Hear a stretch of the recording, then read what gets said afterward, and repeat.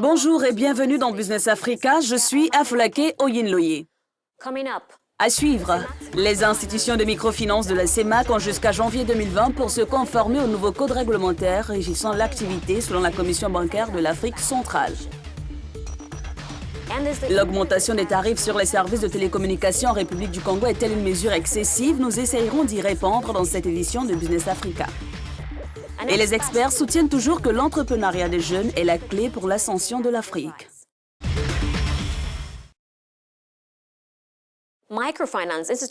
Les microfinances jouent un rôle important dans le secteur bancaire au sein de la CEMAC, mais cette activité en plein essor doit être structurée pour une régulation efficace. Les institutions de microfinance opérant au sein de la CEMAC ont 2 ans pour se conformer à la nouvelle réglementation régissant leur activité. Une réglementation plus stricte en termes de suivi, de gestion, de capital d'exploitation minimum ainsi que du profil de l'équipe de direction. Jean-David Miamlé pour plus de détails. L'Afrique centrale compte officiellement près de 700 établissements de microfinance, la moitié installés au Cameroun. Leur dynamisme rivalise souvent avec l'activité des banques. En 2014, par exemple, la Cameroon Cooperative Credit Union League, d'après les statistiques officielles, revendiquait un actif de 240 millions d'euros. Mais la fréquence des faillites inquiète.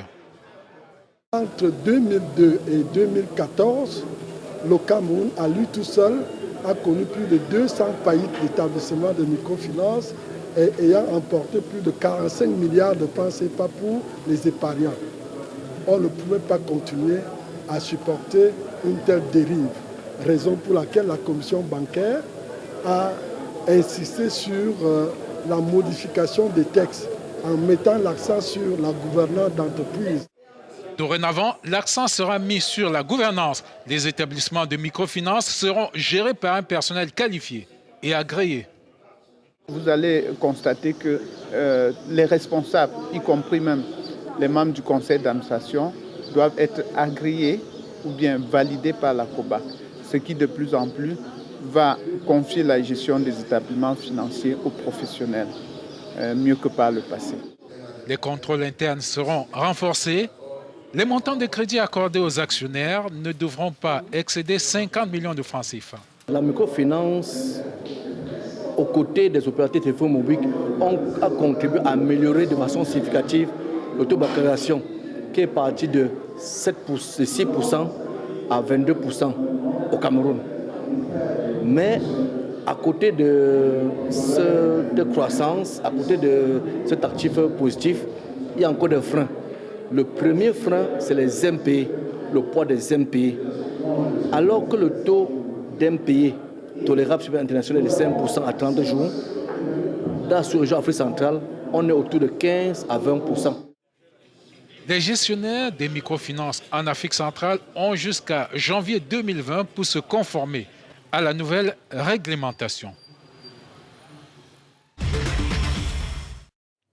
David Kenny, expert en microfinance à Douala au Cameroun, s'est joint à nous pour en savoir plus sur ce sujet. Bienvenue dans ce programme.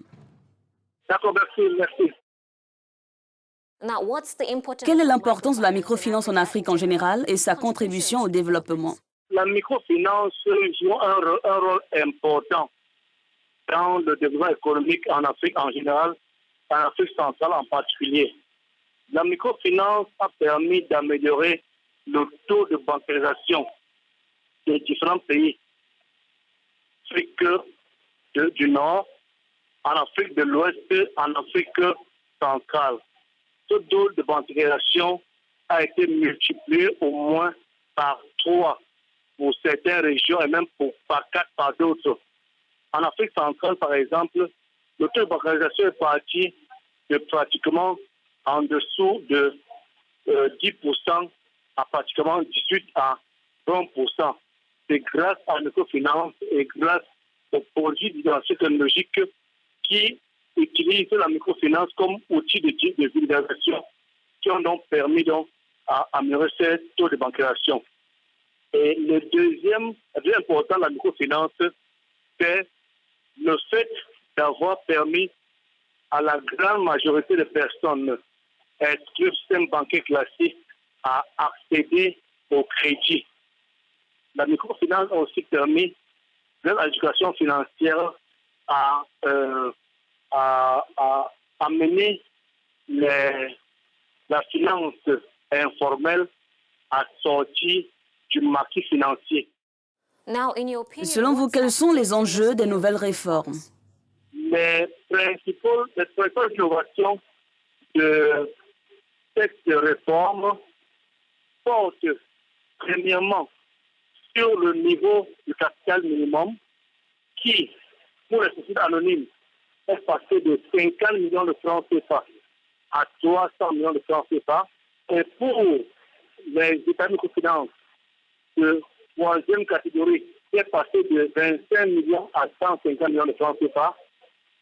Et la deuxième innovation, c'est le fait que désormais, tous les établissements de microfinance de première catégorie qui représentaient en moyenne 70 à 80% des états de microfinance en zone CEMAC doivent désormais être obligés de fonctionner au sein d'un réseau.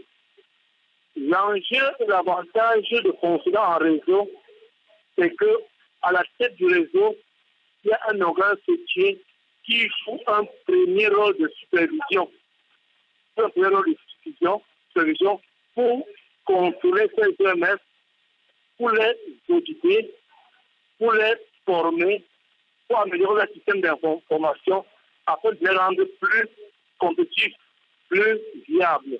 La troisième innovation de cette réglementation qui est en vigueur, c'est le fait que les EMS, quelle que soit la catégorie, ont l'obligation de désigner des administrateurs indépendants qui doivent siéger en leur sein de leur conseil d'administration et qui doivent voter en cas d'élection, de résolution, en cas de résolution. En même temps, il doit être un peu comme le conseiller des administrateurs pour leur permettre de s'arrimer aux bonnes pratiques admises par les standards internationaux. Merci de votre participation. Nous faisons une pause et au retour, nous ferons la lumière sur l'augmentation soudaine des tarifs sur les services de télécommunications au Congo. Restez avec nous.